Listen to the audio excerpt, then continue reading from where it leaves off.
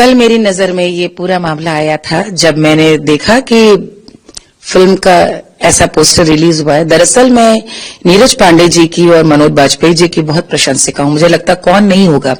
नीरज पांडे जी ने एक से एक लाजवाब सस्पेंस थ्रिलर्स बनाए हैं और उनकी सारी फिल्मों में कभी भी कोई विवाद, कभी कोई टारगेटिंग देखने को नहीं मिली है।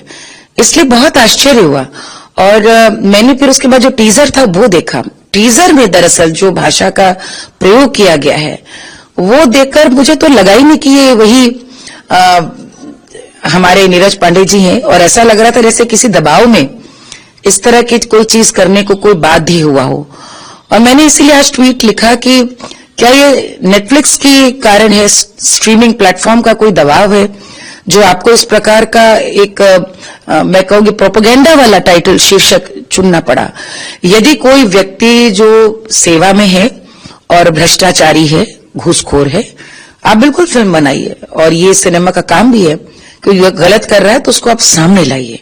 फिल्म का शीर्षक घूसखोर हो सकता था, यदि वो सिपाही है तो घूसखोर सिपाही हो सकता है, दरोगा जो भी जिस काम में है वो काम में हो सकता है, या सिर्फ घूसखोर या धन की पैसे की वो कुछ भी हो सकता है। लेकिन जिस तरह से पंडित नाम साथ में जोड़ा गया, दुख भी हुआ, तकलीफ के संग दुख हुआ, क्योंकि बहुत समय से ये कोई पहली बार नहीं है इस तरह का बॉलीवुड में और नेटफ्लिक्स मल्टी जितनी भी मैं कहूंगी इस समय ओटीटी प्लेटफॉर्म्स हैं उनमें इस प्रकार का एक इरादतन एक एजेंडा सा दिखता है जहां पे जैसे समाज को तोड़ने की कोशिश की जा रही हो। और मैं इसलिए एक बात कह सकती हूं क्योंकि मैं संगीत से हूं, मैं कलाकार हूं और उस जिम्मेदारी को समझती हूं कि मैं जो गा रही हूं, जो अभी बोल रही हूं, उसका एक आशय है और उसका फर्क पड़ेगा देखने वालों पे, सुनने वाले पे।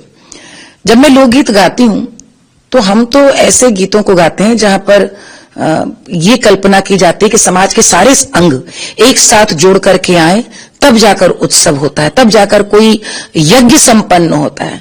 हम ऐसे विवाह गीत गाते हैं जहां पे कौशल्या बैठी हैं और कहती हैं दशरथ से कि देखो दशरथ, राम का मैं विवाह नहीं कर पा रही हूं क्योंकि पंडित अभी तक नहीं आया। पंडित आए, पोथा विचारे, मंत्रों का उच्चारण करे, तब तो विवाह हो। बढ़ई नहीं आया, नए नए आम के लकड़ी को चीरे, मंडप सजाए, तब तो विवाह हो। माली की प्रतीक्षा है कि नए नए फूल को चुन करके लाया, सेहरा सजाए, तब तो मेरे राम का विवाह हो। अब इनमें जाति देखने वालों के भीतर जो दोष है, हम लोग का काम एक करना है देश को। हम अलग अलग भाषा के, अलग अलग खान पान और पहनावे वाले राष्ट्र हैं, लेकिन हमारा मूल आधार एक है। हम एक भारत श्रेष्ठ भारत इसीलिए कहते हैं। वहां पर इस समय जब इतना एंटरटेनमेंट है, अब कोई एक फिल्म 4 साल में नहीं बनती, अब रोज एक फिल्म, एक सीरीज, एक कुछ ना कुछ रोज आप आ रहा है और अब आपको टिकट खरीद करके हॉल पे भी नहीं जाना, आपके फोन पे जो भी आप देखना चाहें। तो बहुत उस समय तो जिम्मेदारी और बढ़ जाती है कि आप क्या दिखा रहे हैं और क्यों दिखा रहे हैं। और मुझे इसलिए लगा कि आज के समय में ऐसा लगता है कहीं कोई शरारत तो नहीं, क्योंकि बहुत समय से मंदिरों में शोषण, मंदिरों में पाखंड, राम राम जपना पराया माल अपना, इस तरह के गाने बनना।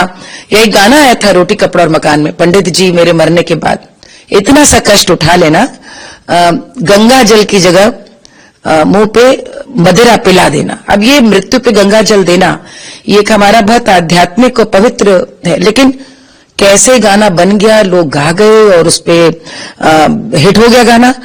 कहीं ना कहीं आप जब अपने पतन के प्रति मुझे लगता है अनजान होते हैं, ये सॉफ्ट पावर, ऐसी थोड़ी म्यूजिक और कल्चर को कहते हैं। सॉफ्ट पावर यही है कि आपको पता भी न चले और कला के माध्यम से आपके दिमाग को, आपकी सोच को कलुषित कर दिया जाए। अब ये पल पल नोटिफिकेशन आता है, यानी somebody is controlling your mind।